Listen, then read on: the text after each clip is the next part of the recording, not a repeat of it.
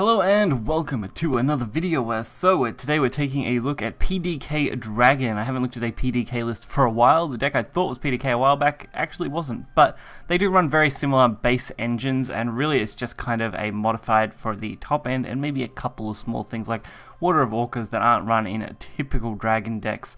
Otherwise it's still pretty stable. This did come from the Eternal Colosseum. I believe it came from the first place winner or second place. Can't quite remember, but either way it's a extremely solid deck, and if you are a Dragon main, this kind of deck will serve you very well in our current meta. So we're going to get right into it and check it out.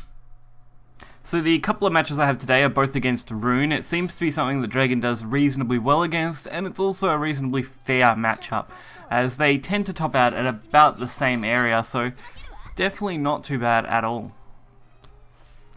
But I really just liked the Rune matchup. It was a lot of fun, and I thought it showed off this deck fairly well for its PDK, and definitely does the job nicely. So of course, starting off, being able to just kind of draw a card out always works, which is why I run one Zoe over just running 3 eyes. A lot of people will run 3 eyes, but I just prefer to run the extra Zoe, as it just tends to work out for me quite nicely. So we did have a pretty rough starter here, as we don't really have any way to use the Prime Dragon Keeper early. That was really the only disappointing thing, and I'm not really worried about dealing with the 1-2. Being Mysteria cards, usually we've got until around turn 10 to really worry about anything, as we're packing enough damage to wipe out boards pretty consistently, so it really shouldn't be a big issue. But honestly, we're just going to have some fun with it and roll with the deck as we go. Being at 6, we want to try and pump up to 8 so that we can take full advantage of Prime Dragon Keeper. I think Prince Dragon Keeper would have been much better, but obviously it is a girl, but that's kind of irrelevant. Prime Dragon Keeper, great card. Serpent Drake does an amazing synergy, especially with 8 play points. And with Disciple of Disdain, we're going to get even more synergy out of that, creating a great little combo there. Fortunately, I probably should have prioritized evoing the 1-3. Luckily, we've got a couple more Prime Dragon Keepers. They're going to do just fine. We don't really have any issue with our current board. So even though we did lose one, it's reasonably acceptable. It's just a pity we lost both our serpents. They're a little disappointing. But, I mean, another Prime will pick up the clear here.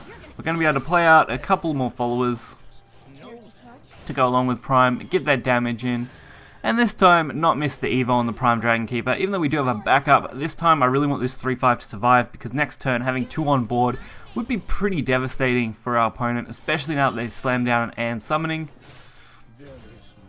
Although and summoning will clear itself, I really want to get as much damage to their face as I can, so that's why we're going to take full advantage of our Dragon Ute. And of course I get Omen of Disdain.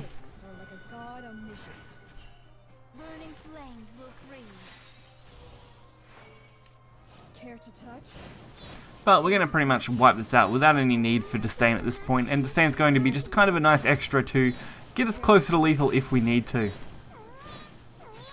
As having them on 5, Disdain should be nearly perfect to pick up an extra few points of damage. But this Truth Adjudication not going to cause us any issue. We're just going to clear it out, go face, and win the game. Exactly how Prime Dragon Keeper should work.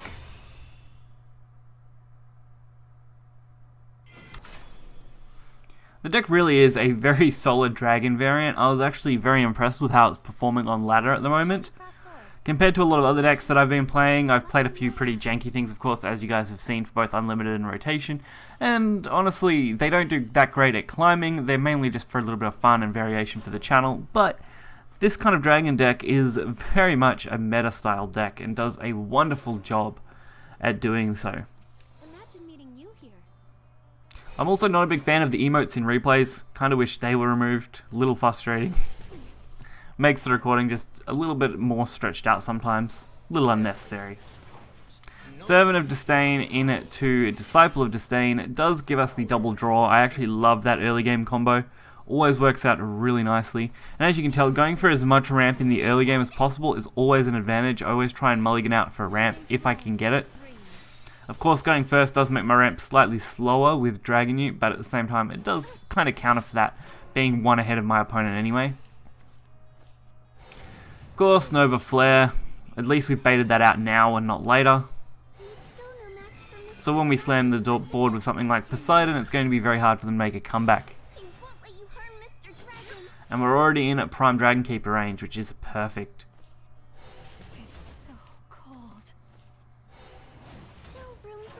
So I did wipe that board out. But a Prime Dragon Keeper plus a couple of 2-drops is going to be at least a couple extra damage to their face. And I want to give Prime Dragon Keeper a little bit more of a body, so it kind of sticks to this board a bit as much as I can. So anything I can do to get it to stick is what I want, especially with Poseidon in hand. Unfortunately, it looks like they got a pretty nuts draw, and Windblast is not my friend there. At least that looks like the most they can do to me. So our Poseidon is going to hopefully secure us game. It should be reasonably hard for them to clear the entire board now. Snowman, that's an impressive one. Definitely a good way to secure yourself. Actually one of my favourite rune cards, Snowman. Snowman King in particular. But luckily we're packing a heap of removal in this matchup. Being able to completely wipe the board out without pretty much any issue. Which, of course, leads to our opponent conceding because they obviously couldn't handle that board in the next turn or so. So at least a couple of rune decks we fought were reasonably different. We fought the Mysteria, of course, and the Spellburst rune, obviously probably a giant Chimera based on the cards that were played. This deck just does well overall against rune, which is always nice. I find the only real negative matchup I had was maybe Sword. Maybe the Mirror can be a little tough if it's a different kind of dragon deck. But if you guys did enjoy this video, hit the like button and subscribe. You'll find the deck list in the description below. Definitely a lot of fun. I recommend you check it out. Until next time, see ya.